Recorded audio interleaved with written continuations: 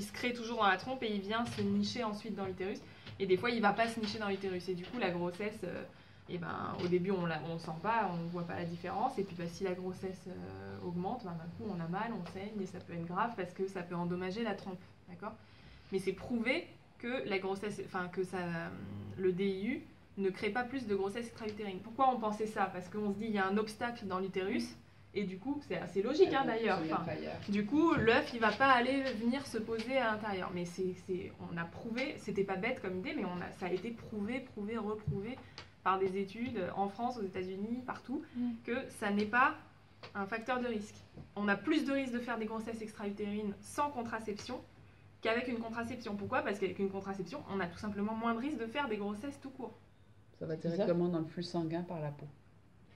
Ouais. Ça dure combien de temps ? C'est 1 semaine chaque patch, donc il faut changer toutes les semaines. La durée. Oui, c'est très, Il faut assurer quand même. Il faut avoir un jour où c'est le jour où on change le patch.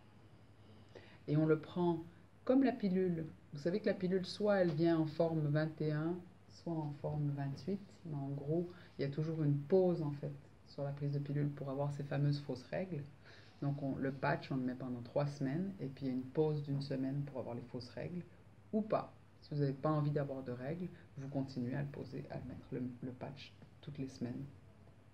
Et vous n'avez pas de règles. De la même façon avec la pilule, on peut enchaîner les pilules actives tout le temps et pas avoir de règles.